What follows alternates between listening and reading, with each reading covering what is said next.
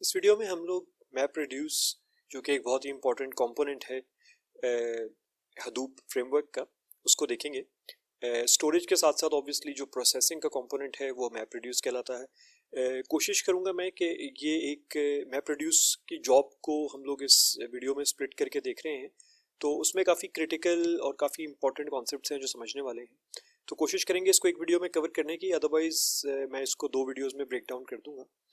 तो इस वीडियो में हम लोग एक सैम्पल बिग डेटा प्रॉब्लम को कॉन्टेक्स्ट लेके चलेंगे और फिर हम लोग एक मैप रिड्यूस जॉब जो उस प्रॉब्लम को सॉल्व करने के लिए लिखी जाएगी उसके डिफरेंट कंपोनेंट्स को तोड़ के समझेंगे कि एक्चुअली मैप रिड्यूस जॉब काम कैसे करती है। तो इसमें हम लोग जो एग्जाम्पल लेके चल रहे हैं, सैम्पल डेटा सेट जो देखना चाह रहे हैं, वो स्टॉक्स का डेटा सेट है। स्टॉक मार्केट के ऊपर जो स्टॉक्स ट्रेड किए जाते हैं उनका बहुत ही इन डेप्थ डेटा सेट होता है। तो हमारे पास जो डेटा सेट है उसमें बहुत सारे स्टॉक्स के डेट्स हैं, कॉमा सेपरेटेड फाइल है बेसिकली, जिसमें बहुत सारे स्टॉक्स के बारे में इंफॉर्मेशन है। और वो इंफॉर्मेशन क्या है कि हमारे पास हर रैकेट का सिंबल है। जिस तरह ये स्पेसिफिक फाइल जो आपको इमेज नज़र आ रहा है, ये टेस्ला का स्टॉक है, तो इसमें हमारे पास एक डेट है जिसमें हर डेट एक दिन का एक रैकेट है बेसिकली। तो हर रोज़ का एक डेट का कॉलम है, उसके बाद जो स्टॉक है उसके सिंबल का कॉलम है जिससे हमें पता चल रहा है कि कौन सा स्टॉक है। उसके बाद वो उस दिन कितने रेट के ऊपर ओपन हुआ, उसकी प्राइस क्या थी जब स्टॉक मार्केट ओपन हुई, दिन में सबसे ज़्यादा हाईएस्ट रेट उसका क्या रहा, फिर लोएस्ट रेट क्या रहा, और क्लोजिंग के ऊपर उसकी क्या प्राइस थी। और फिर एक एडजस्टेड क्लोज होती है, उसको इग्नोर कर देते हैं फॉर नाउ, लेकिन आखिरी कॉलम में हमारे पास कितने वॉल्यूम या कितने स्टॉक्स शेयर्स उसके उस दिन में ट्रेड हुए, ये सारी इंफॉर्मेशन है। हम लोगों को जो बिजनेस प्रपोजिशन या जो बिग डेटा प्रॉब्लम दिया गया है वो ये है कि हम लोगों ने मैक्सिमम क्लोजिंग प्राइस ढूंढनी है हर सिंबल की। तो अब आप खुद सोच सकते हैं कि सैकड़ों स्टॉक्स होंगे, सैकड़ों कंपनीज होंगी, और अगर बहुत से दिनों का डेटा है तो हर कंपनी का हर रोज का हमारे पास डेटा है, और हम लोगों ने इस सारे डेटा में से सिफ्ट थ्रू करके अपने, लेट्स से कि अगर हमारे पास 1000 कंपनीज के स्टॉक्स लिस्टेड हैं स्टॉक मार्केट के ऊपर और हम लोग एक 100 दिनों का डेटा देख रहे हैं, तो बेसिकली हम लोग 100,000 रिकॉर्ड्स जो है वो प्रोसेस करने जा रहे हैं। तो हम लोगों को हर स्टॉक का जो है वो हाईएस्ट वैल्यू निकालनी पड़ेगी उन 100 दिनों के डेटा पे, और उसमें हम लोगों को फिर हर स्टॉक का इवेंचुअली हमारे पास जो रिजल्ट सेट निकलेगा वो 100 के 100 स्टॉक्स के सिंबल्स होंगे और उनके अगेंस्ट उनकी highest price over those 100 days हमें नजर आ जाएगी। तो मैक्सिमम क्लोजिंग प्राइस के इस बिजनेस प्रॉब्लम को हम लोग अगर ज़रा एल्गोरिथमिकली अप्रोच करें, और इस एल्गोरिथम का जो एक नोशन है, जो प्री डेक है, या एक ये कह लें कि जो बेसिस डेवलप की जा रही है, वो ये है कि फ़र्ज़ करें हमारे पास सिर्फ एक नोड है, जैसे कि हमारा एक कंप्यूटर हो गया, और उसके ऊपर कोई डिस्ट्रीब्यूटेड कंप्यूटिंग नहीं चल रही है, हम लोग उसको इन्फॉर्मेशन दे रहे हैं और वो उसको प्रोसेस कर रहा है। तो हम लोग का एल्गोरिथम कुछ इस तरह से बनेगा कि हम लोग अपनी जो हमारे पास टेक्स्ट फाइल है या CSV फाइल है, हम उसकी एक लाइन रीड करेंगे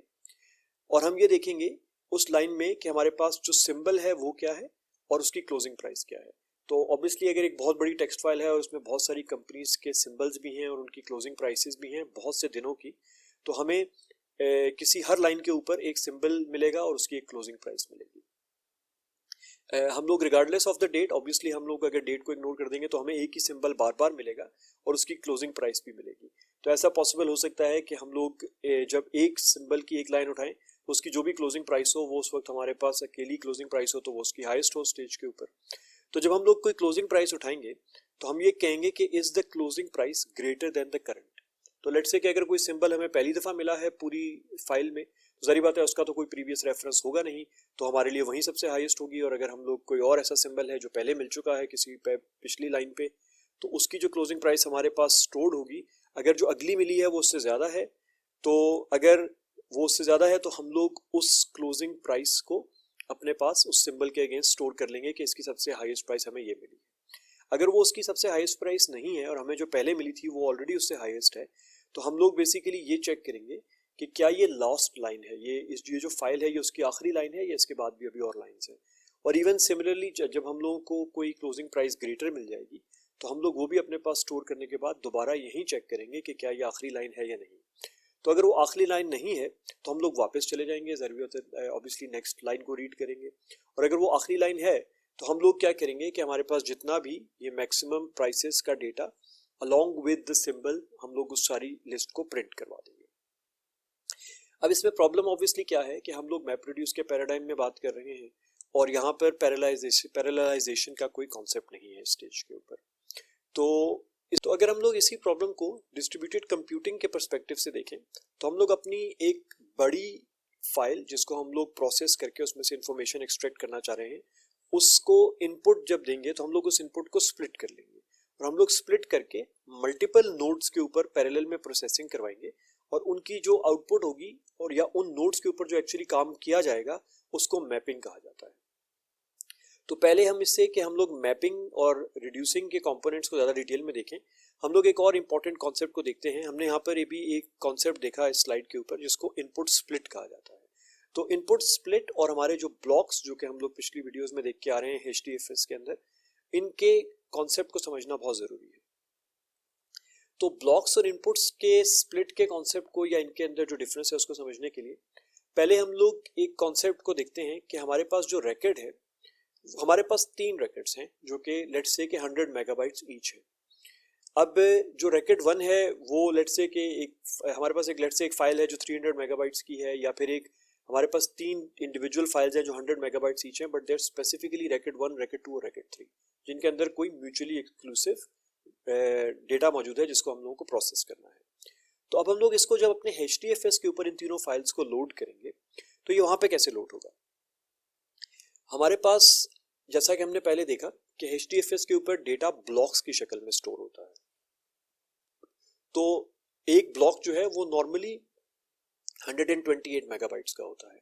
अब हमारी जो फाइल्स हैं या हमारे जो रिकॉर्ड्स हैं वो तो 100 मेगाबाइट के हैं। तो हम लोग जब उसको उसको HDFS के ऊपर स्टोर करेंगे तो वो रिकॉर्ड 1 के 100 मेगाबाइट एक ब्लॉक के अंदर स्टोर करेगा और रिकॉर्ड 2 के 28 मेगाबाइट्स भी उसी ब्लॉक के ऊपर स्टोर कर देगा क्योंकि उसके पास 28 मेगाबाइट्स की और स्पेस भी थी अभी। अब जो रिकॉर्ड 2 के बाकी बच गए 72 मेगाबाइट्स वो ब्लॉक 2 पे चले जाएंगे। अब ब्लॉक 2 के पास भी 56 मेगाबाइट्स अभी जगह बाकी है जो कि 128 मेगाबाइट्स को ब्लॉक को पूरा करने के लिए चाहिए, तो वो बाकी के 56 मेगाबाइट्स रिकॉर्ड 3 के स्टोर कर लेगा। और इसी केस में हमारे पास एक रिकॉर्ड 3 भी क्रिएट होगा जो कि पूरी तरह से यूटिलाइज नहीं होगा और उसमें सिर्फ 128 मेगाबाइट्स की पूरी स्टोरेज की बजाय सिर्फ 44 मेगाबाइट्स जो कि रिकॉर्ड 3 के बाकी थे वो स्टोर कर लेंगे। इस स्टेज के ऊपर एक चीज़ मैं मेंशन करना चाहता हूं जो कि प्रैक्टिकल एस्पेक्ट से या प्रोडक्शन क्लस्टर्स में काम करते हुए उन लोगों के लिए बहुत क्रिटिकल है जो कि डेटा इंजेक्शन के एस्पेक्ट से चीज़ों को देख रहे होते हैं। तो अगर आपके पास छोटी छोटी बहुत सी फाइल्स हैं और लेट्स से कि वो 10 मेगाबाइट की या 15 मेगाबाइट की या 20 मेगाबाइट्स की फाइल्स हैं और आप उनको इंसर्ट कर रहे हैं इनटू अ ब्लॉक, तो मतलब कि आपके पास एक ही रिकॉर्ड है और वो 10 मेगाबाइट का या 15-20 मेगाबाइट का रिकॉर्ड है बेसिकली, और उसको आप एट वन टाइम इंजेस्ट करवा रहे हैं इनटू HDFS। तो उस वन टाइम के इंजेक्शन में एक ब्लॉक के सिर्फ उस 10-15-20 मेगाबाइट को यूज करके बाकी की ब्लॉक यूटिलाइजेशन हो जाएगी, आप ये कह लें एलोकेशन हो जाएगी, बट यूटिलाइजेशन नहीं होगी। तो ये बहुत एफिशिएंट तरीका नहीं है HDFS के ब्लॉक्स को यूज करने का। तो द बेस्ट वे इज कि आप कुछ, अगर आपके पास छोटी फाइल्स हैं तो आप कुछ रिकॉर्ड्स इकट्ठे करके और उनको इकट्ठा इंसर्ट करवाएं ताकि आपकी जो ब्लॉक्स हैं वो ऑप्टिमली यूटिलाइज हो सके। अच्छा, अब क्या ब्लॉक्स जो हैं हम लोग बेसिकली ब्लॉक्स की बेसिस के ऊपर अपनी इनपुट को स्प्लिट करते हैं? नहीं, उसकी वजह ये है कि ब्लॉक्स तो एक HDFS का स्टोरेज यूनिट है। हम लोग इनपुट की स्प्लिट करते हैं बेस्ड ऑन कि हम लोग कितने मैपर्स यूज करना चाह रहे हैं अपनी मैप रिड्यूस के मैप वाले पार्ट को कंप्लीट करने के लिए। तो लेट्स से कि कोइंसिडेंटली इस केस में हम लोग अगर 3 ही मैपर्स यूज कर रहे हैं तो हमारी इनपुट जो है वो 3 हिस्सों में स्प्लिट होगी, लेकिन वो स्प्लिट कैसे होगी? अब आप देखें यहाँ पे कि जो इनपुट स्प्लिट 1 है, हम लोगों ने, हमारे पास 300 मेगाबाइट्स ऑफ डेटा है जो कि रिकॉर्ड 1 और 2 और 3 में है। हमारी इनपुट स्प्लिट भी 3 ही बनी है, लेकिन इसमें जो कॉन्सेप्ट समझने वाला है कि how blocks differ from input split वो बहुत क्रिटिकल है। तो जो रिकॉर्ड 1 है वो तो पूरा ब्लॉक 1 उठा लेगा क्योंकि उसके अंदर जो 100 मेगाबाइट्स का पूरा डेटा था वो ब्लॉक 1 के अंदर स्टोर हो गया। तो हमारी इनपुट स्प्लिट 1 यानी कि जो पहला मैपर जिसको डेटा दिया जाएगा कि भाई जाओ ये प्रोसेस करो, उसको ब्लॉक 1